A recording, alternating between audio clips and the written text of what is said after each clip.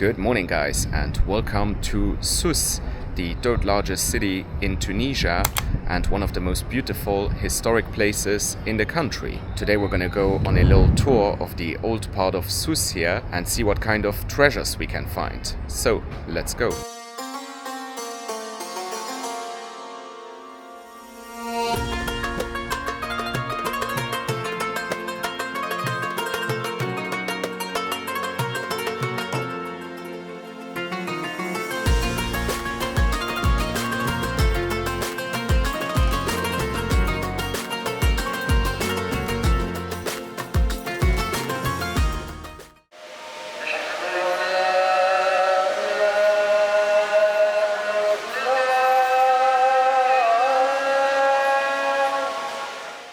You join me on the rooftop of my hotel/guest house here. It is called Hôtel de Paris, and yeah, it is a very basic place on the edge of the Medina. So you got single rooms and double rooms and then shared bathrooms. But yeah, it is clean and it's got a lot of historic charm, and I'm only paying 19 euros per night.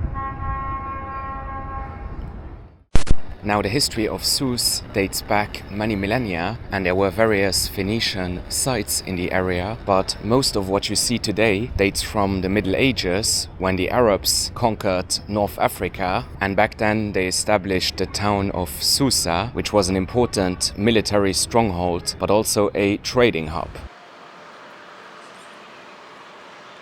And yeah, this place was very famous for textile and other products.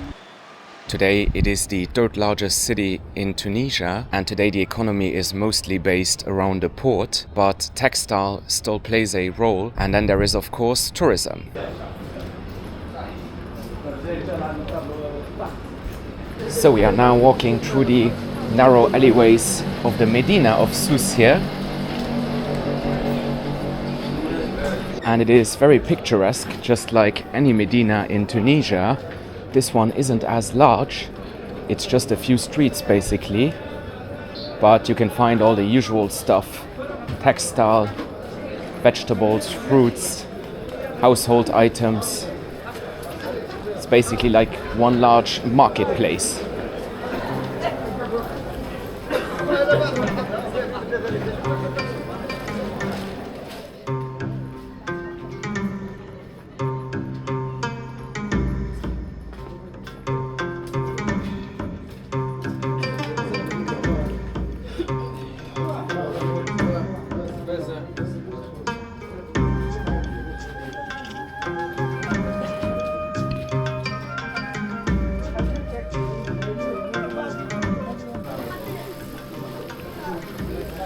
You can see here all the traditional dresses. This city is very well known for textile.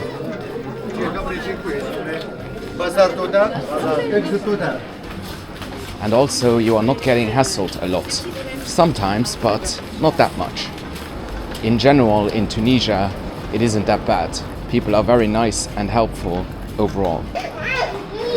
And just like all of the Medinas, you have covered parts and outdoor sections. And yeah, I think that this one is quite a lot less tourist orientated than the one in Tunis. There are obviously tourists here, but not that many. It has a very local feel. It seems very authentic.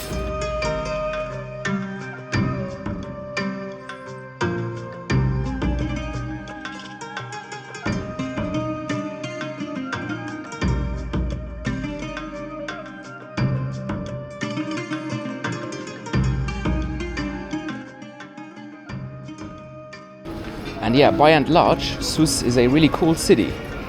A lot to see packed into a relatively small area.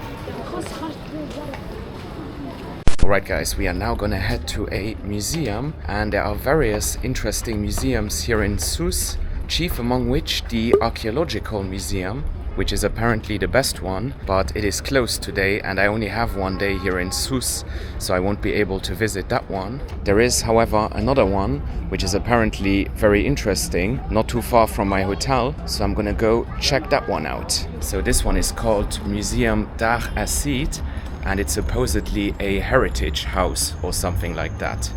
You can see that there are a lot of picturesque houses here on the edge of the old fortress, and lots of cats as well. There is one. Meow. And yeah, you have these white and blue houses. Very pretty. Unfortunately, also quite a bit of pollution and trash here in the old town. Unfortunately, this museum seems to be closed as well. I got a glimpse through the window and there's nobody inside. I just had lunch at, I would call it a fast food place, and I had a Tunisian pita. This is what they called it. So it was basically flatbread made in the oven with cheese and chicken ham and some spicy harissa sauce. Really good. And it was only 7.5 Tunisian dinar.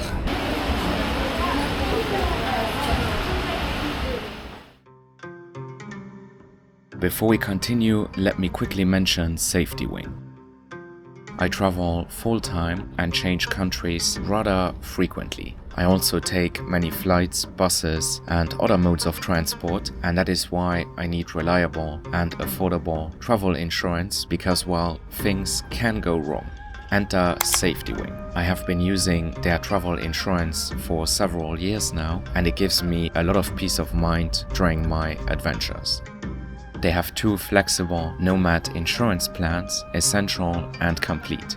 I use the Essential plan, which covers medical emergencies as well as travel hiccups like lost luggage and delays. You can also get add-ons for electronics theft or adventure sports, for example. The best thing is that Safety Wing gives you the flexibility to purchase a plan for a fixed duration or to simply renew month by month.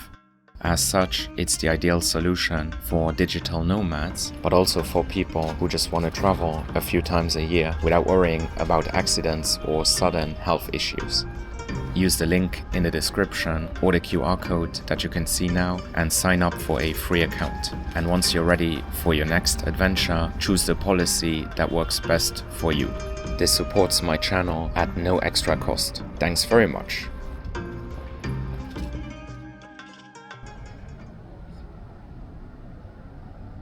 So we are now at the Great Mosque of Sousse, and this was built in 851 AD during the Aghlabid dynasty, which was a vassal state of the Abbasid Caliphate, so when Islam spread across North Africa. And just like in Tunis, as a non-Muslim, you can't actually go inside the prayer halls, but you can visit the courtyard here and then see the prayer halls from outside. And also you have to pay 5 dinar to visit this courtyard, which isn't much, but it is a bit different to other Muslim countries where you can just visit any mosque for free. And yeah, it is a stunning building overall, not as grand as the Zitouna Mosque in Tunis, but definitely worth stopping by.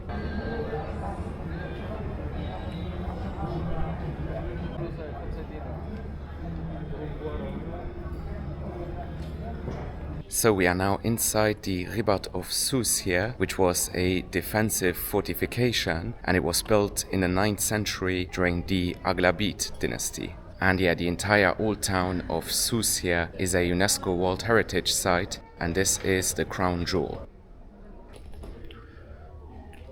We got all these little rooms here. Looks like this was storage. Maybe to put weapons or something like that. Let's head up here and walk on the fortress walls.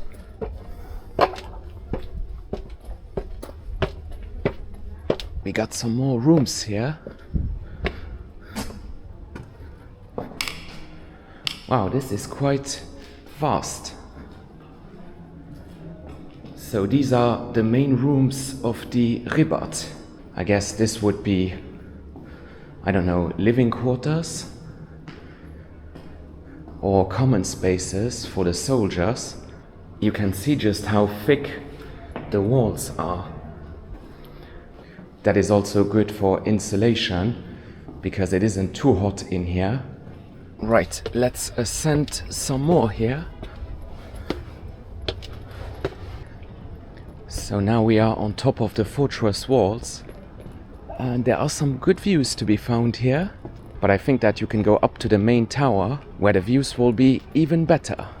And yeah, I am getting roasted. I am visiting in September and the temperature is still well over 30 degrees Celsius. Small steps, not a big surprise there. And almost no light, but it's okay. It's not too claustrophobic. Super impressive view up here. You can see the entire city pretty much. Also the port, the Great Mosque, and of course the Medina.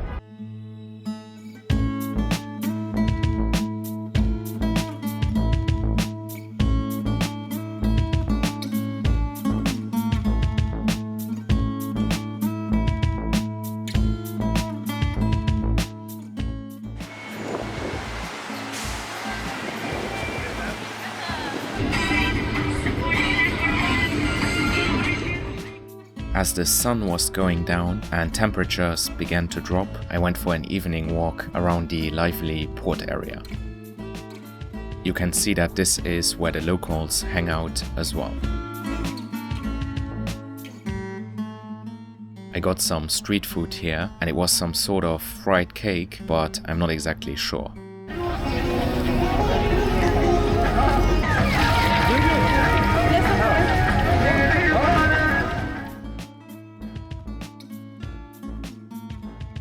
I then went to a rooftop cafe with stunning views over the city of Sousse.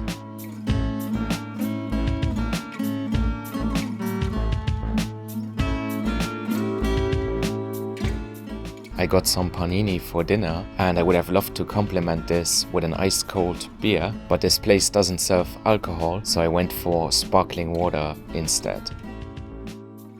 And that is it from Sousse, Tunisia.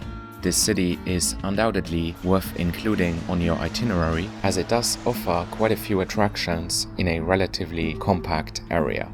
It is also much more laid back than Tunis and overall quite pleasant. And finally, it's a great base for various day trips. Thanks for watching.